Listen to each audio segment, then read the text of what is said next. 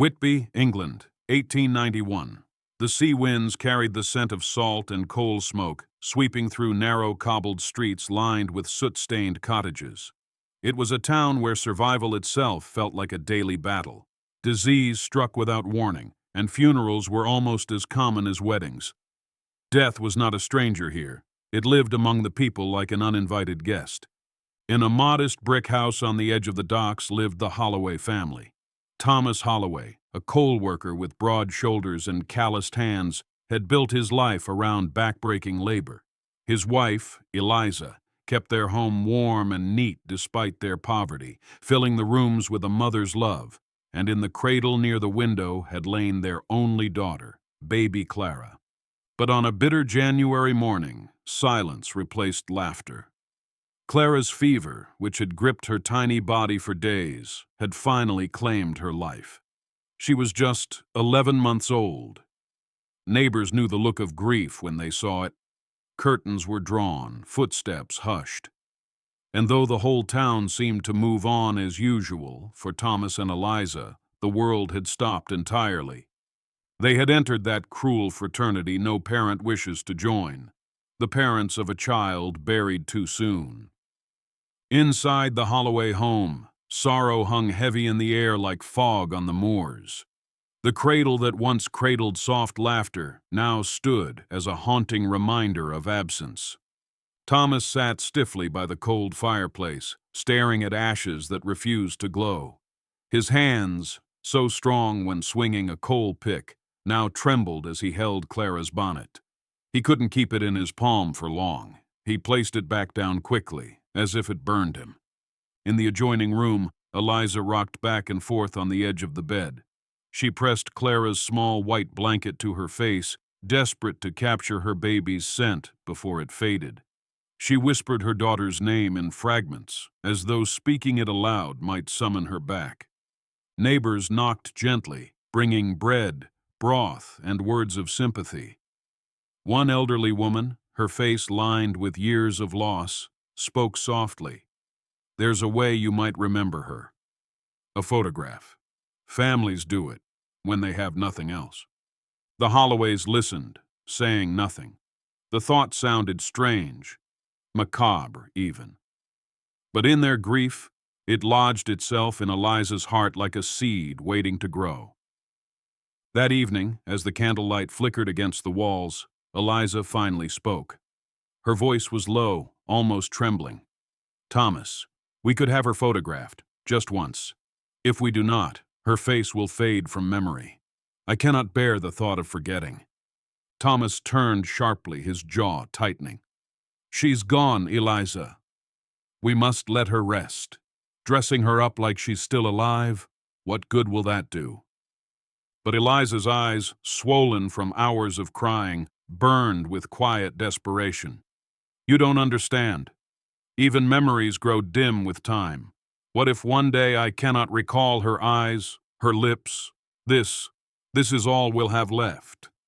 He looked away, struggling with his own feelings. To him, the idea felt unnatural. But when he saw the way Eliza clutched Clara's blanket, her frail body bent under grief, his resistance began to falter. Finally, he whispered, "If it brings you comfort, send for the photographer." The decision was made. A messenger boy was dispatched into the cold night to find the traveling man who carried the strange, heavy machine that could trap faces in time. The next morning, a knock came at their door.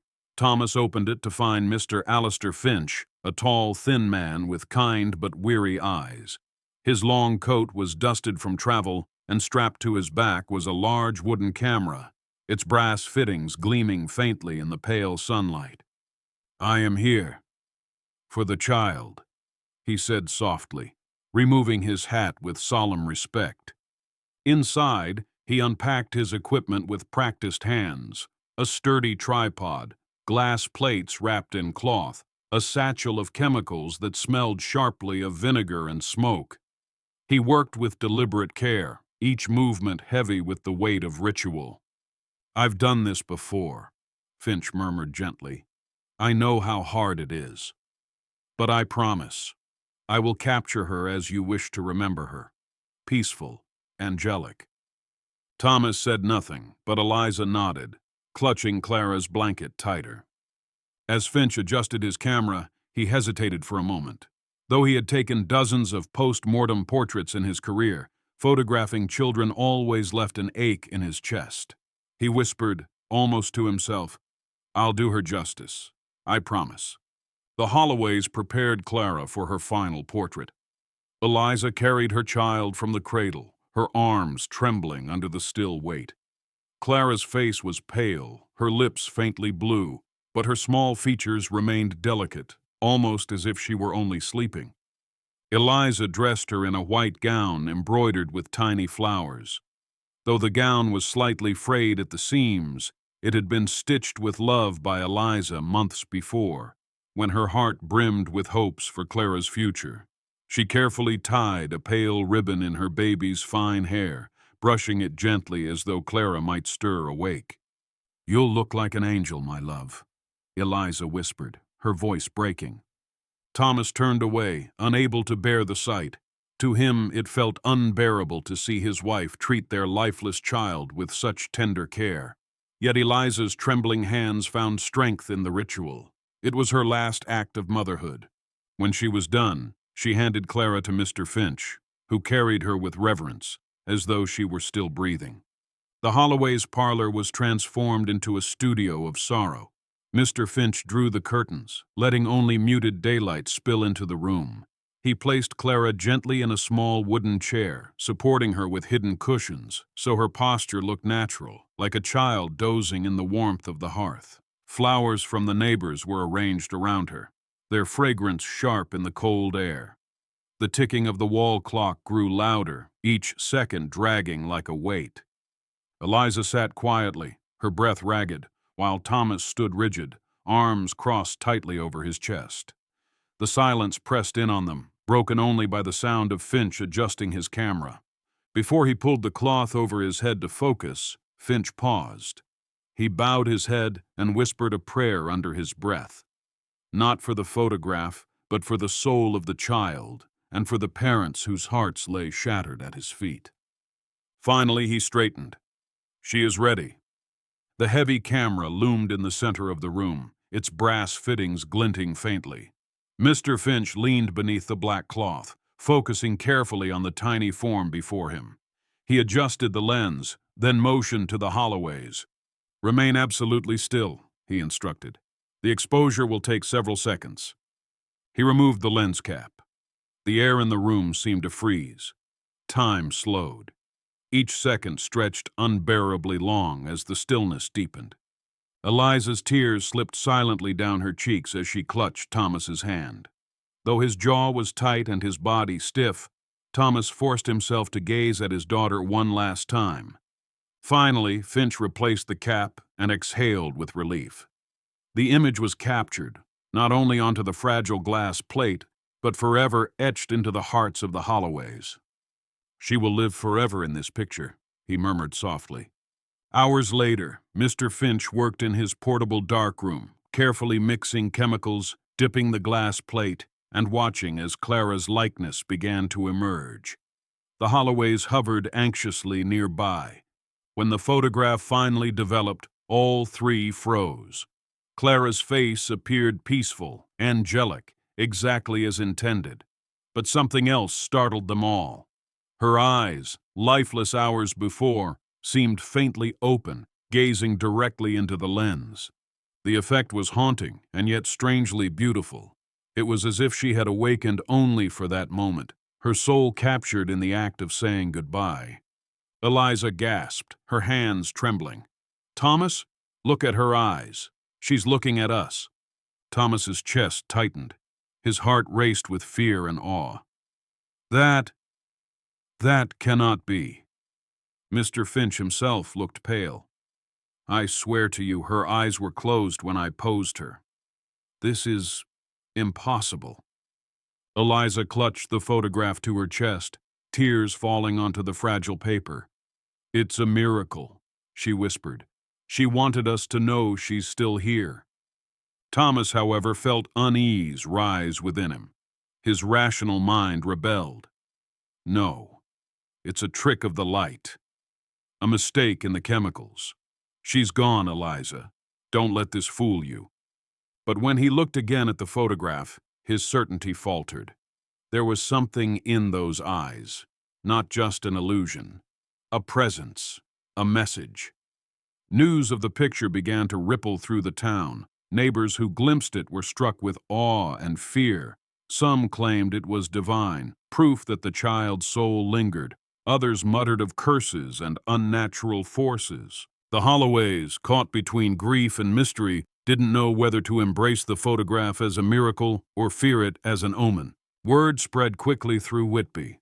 A post-mortem photograph was not unusual, but a child captured with eyes wide open. That was unheard of. People began to visit the Holloway home, whispering prayers or gasping in disbelief at the sight. Some fell to their knees, convinced the photo was proof of life beyond the grave.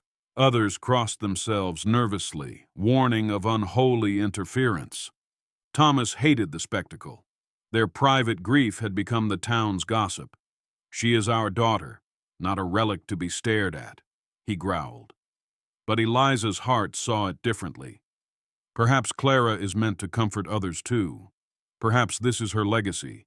Even Father O'Malley, the parish priest, came to see. Holding the photograph with reverence, he said softly, "The soul speaks in mysterious ways. Perhaps God wished to show you that Clara is not lost, only waiting." And so, the photograph began to move beyond the Holloways' sorrow. It was stirring something in everyone who saw it. Father O'Malley, an elderly man with kind eyes and a stooped frame, arrived one evening carrying his worn Bible. The Holloways welcomed him with tea they could barely afford, but it was the photograph he came to see. When Eliza placed it in his hands, he fell silent. He studied the image for a long time, his finger tracing the outline of Clara's small face. At last he murmured, "The soul often lingers where love is strongest.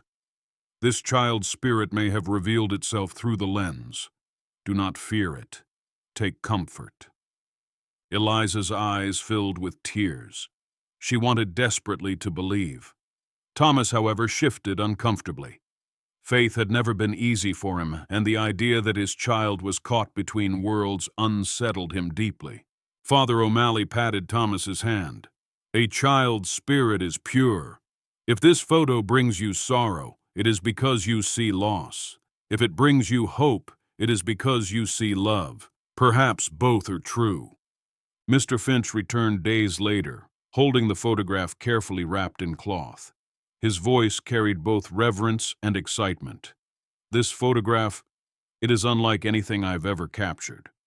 People must see it. Imagine how many grieving parents could be comforted by such an image." Thomas's face hardened. "You would display my daughter like a spectacle?"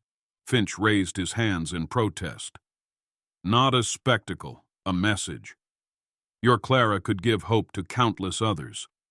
But Thomas clenched his fists. "No, she was ours, not for strangers to gawk at." Eliza remained quiet, torn between her husband's anger and the photographer's conviction. A part of her longed to keep Clara private, a treasure held only in their home. Yet another part wondered if Finch was right. Could Clara's image bring comfort where words could not? And so a seed of conflict was sown between husband and wife. That night, Eliza and Thomas argued in hushed voices while the wind rattled the shutters. "Eliza," Thomas whispered harshly, "our grief is ours. Do not let others feed on it." "But think of the mothers," Eliza pleaded, "the ones who have no face left to remember. Clara could give them peace. Shouldn't her short life mean something more?" Thomas turned away, the muscles in his jaw tightening. He had no words for the storm in his heart. His love for Eliza was strong, but his fear of exploitation was stronger. Yet Eliza's determination grew. She could not bear to think Clara's image, her one legacy, might sit hidden, while others suffered the same silence she once felt. It was the first time grief had driven a wedge between them, and both lay awake long into the night, staring at the shadows that flickered across the ceiling. Within weeks, Finch convinced Eliza to allow a single display in his small studio window. Just once, he promised, to see how people respond. The photograph was placed in the front glass, framed with lilies. Passers-by stopped in their tracks. Some pressed their hands to their mouths in shock. Others bowed their heads, whispering prayers. Word spread, and soon people traveled from neighboring towns to see the image of the child whose eyes seemed to pierce the veil of death. Mothers wept openly. Fathers stood silent, their throats tight. Eliza stood hidden in a corner one day, watching strangers' faces soften into compassion.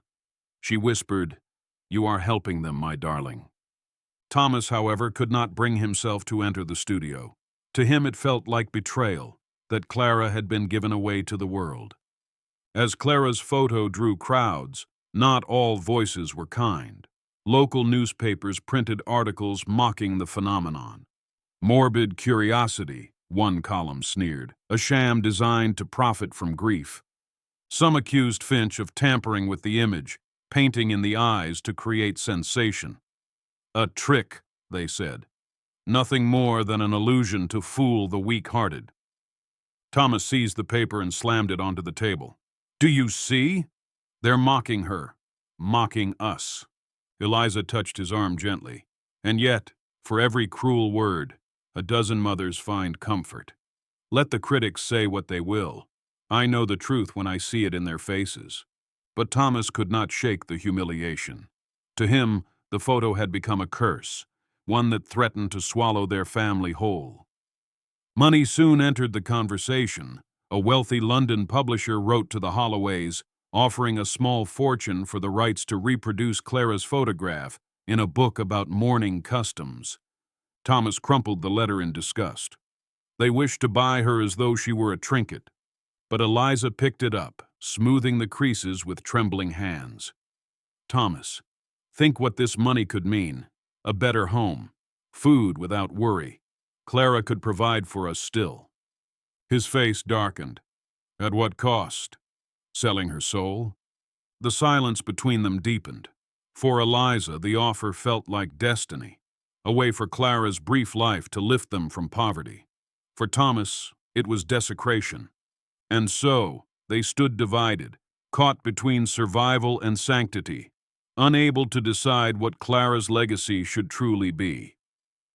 One morning, Eliza received a letter marked with an unfamiliar seal. It had traveled all the way from America.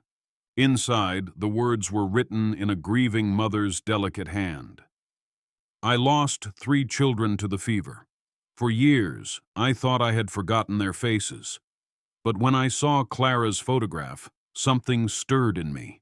I remembered their laughter, their eyes, their tiny hands.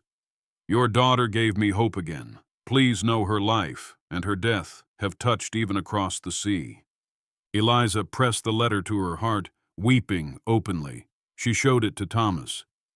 "Do you see? She is not a spectacle. She is a gift." Thomas read the words slowly, the paper trembling in his hands. Though he remained silent, something inside him began to shift. Perhaps Clara's life still carried meaning beyond their small home. Late one night, when the house lay still, Thomas sat by the fireplace with the photograph in his hands. He stared into Clara's eyes, searching for trickery. But what he found was something else entirely. For the first time, he did not see death. He saw love, a gaze that seemed to reach across time, whispering forgiveness and presence. It was as if Clara was telling him he had not failed her. Tears spilled down his cheeks, hot and unbidden. He kissed the edge of the photograph and whispered, "I'm sorry, little one. I see you now." The hardness that had shielded his grief finally cracked. And in that moment, Thomas allowed himself not only to mourn, but to heal. Together, the Holloways decided not to sell Clara's image.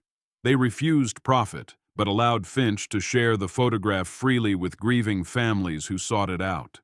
The photo spread quietly, copied and carried across oceans. In hushed parlors and sorrowful bedrooms, It was shown to mothers and fathers who had lost children, each of them finding a strange comfort in Clara's gaze. The Holloways received letters from strangers, words of thanks, of healing, of renewed faith. Clara, though gone, had become a beacon of solace for others. Eliza would often whisper to the framed photo, "You are still with us," still giving love. And Thomas, though quieter in his devotion, began to feel pride rather than fear when he looked at his daughter's enduring legacy. Years passed. Life moved on, though Clara's photograph remained in the Holloway home, displayed with reverence. When Eliza grew old and frail, she kept it by her bedside until the day she passed peacefully in her sleep. After her death, their surviving daughter, now grown, discovered Eliza's journal tucked inside a chest. Within its worn pages lay a secret. Clara's eyes were closed that day. I swear it. I dressed her myself. When Mr. Finch posed her, her lids never opened. What the photograph captured was not the child before us, but the spirit watching over us. The words sent shivers down her daughter's spine. It was not a trick of light, nor chemical error. It was something unexplainable, an echo of love so strong it refused to vanish. And so the photograph remained, not as an image of death, but as proof of life's greatest truth. Love never truly dies.